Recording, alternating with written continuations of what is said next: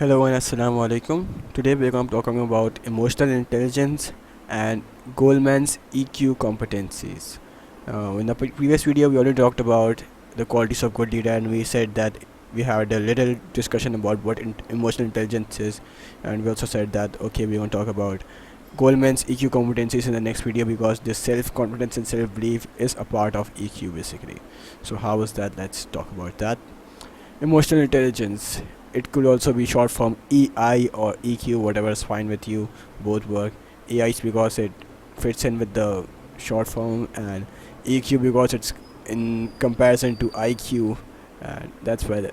But sometimes people are like emotional quotient. You can say that's the full word. But since we usually say emotional intelligence, so we also use EI.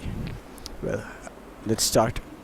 The ability to understand, be aware of your own emotions, as well as the emotions, thoughts, feelings of other people. That's basically what emotional intelligence is. Sorry. Yeah. That's basically what your emotional intelligence is like. You have to be able to understand and be aware of your own emotions as well as the emotions of your people around you, not just yourself but also the people around you. That's all about the emotional intelligence.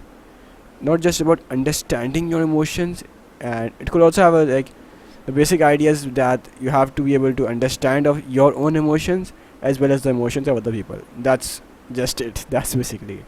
But in a proper way, it could, you can say that it can also be defined as the ability of leaders to understand their own emotions and those of others to achieve business performance. In a business studies course, you have to yeah, what's the business reference to that? Why is EQ? Why are we discussing EQ in business studies?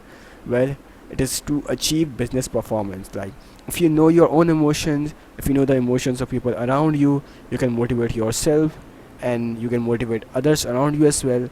Motivation is a key factor in business performance, employees performance basically, because motivation plays a huge part in performance.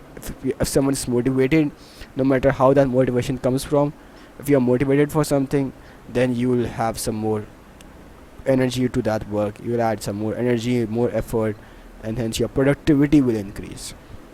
Now, Daniel Goleman is the best known researcher into emotional intelligence, and he has suggested that there are four main emotional intelligence competencies that managers should try to develop and improve on. So that's a basic idea, is that these four competencies should all leaders, basically leaders or managers, they should have these competencies, and not just have these, they should, if they already have it, they should develop and improve them. Now, what are these four EQ competencies? Well, it's self-awareness, self-management, social awareness, and social management. Let's talk about each of them in detail. Self-awareness is about recognizing one's own emotions and their effects on others. Now, this is where this part comes from. Self-confidence and self-belief. Yes, that's basically self-awareness. So, how these emotions affect performance and determine actions. It mainly consists of accurate self-assessment to be able to be aware of one's own strength and weaknesses. So, like, the basic idea behind self-awareness is that you should be able to recognize what your own emotions and what effect does your emotions have on others, and how these emotions affect the performance and determine the actions that you chose, the path that you chose for business. And so basically you have to be able to perform accurate self-assessment, not just assessment from some other people, like self-assessment for yourself. You have to self-assess yourself, and it should be accurate so that you are aware of your own strength and weaknesses, and hence you can work towards that, work toward improving yourselves. And if you do that, of course you have more emotion, more motivation, more self-confidence, more self-belief in yourself, and in that way you can set up targets. For example, you can just like set up business targets successfully.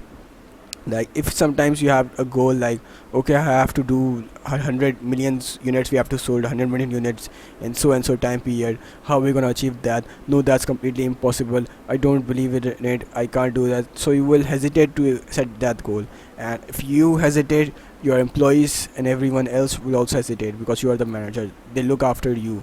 What you do, they follow. So they are the followers. So you can't do that. You have to be a good manager. You have to be self-confident. Okay, we can do it if we do so and so, allocate so and so resources. And if you can't do that, then set up another objective that is more suitable for the business. You need to be able to aware of your own strengths and weaknesses. Self-management. Self-management is about self-control to manage impulsive feelings like anger, emotions like that just randomly pop up because of something. Okay, some manager, a worker has done a mistake maybe, but you can't just get angry at the moment and just start screaming. Like a random example, you can say like a car passes by when you're walking on the road. There's a puddle of water. A car passes by with full speed, and that water is on your shirt now, and you just will be like angry, start getting angry, and start saying bad words to that start cursing that driver. But you have to stop there. You have to control yourself. You have to manage his impulsive feelings and think, okay, there might be some reason for that. Maybe he's missing some flight maybe, or maybe he has to go to hospital. You have to control yourself. So like they gave that random example, but yeah, it's all about managing your impulsive feelings. And then, okay, if your employee has made some mistake, how can that be corrected? What should be done next? Not think impulsively, but think logically what's best for the business. You have to stay focused under pressure and handle stress. It's easier said than done, but yeah, that's all about self management. You have to manage yourself, because in managers and leadership there will be losses. There are losses, a lot of losses. Business makes loss. There's risk, of course, so you will fail at times, but need to be able to control yourself. You have to stay focused on your target, handle that stress, bounce back from the failure, and give it a try again to achieve success. You should be trustworthy, conscientious, flexible, and innovative. All these are part of your self management. Now, next we have social awareness and social management.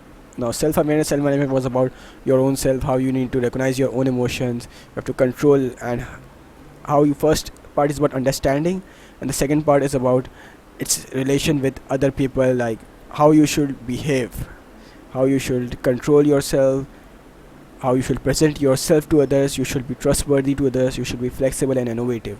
What you should do and what you should understand for yourself. Now it's a social awareness.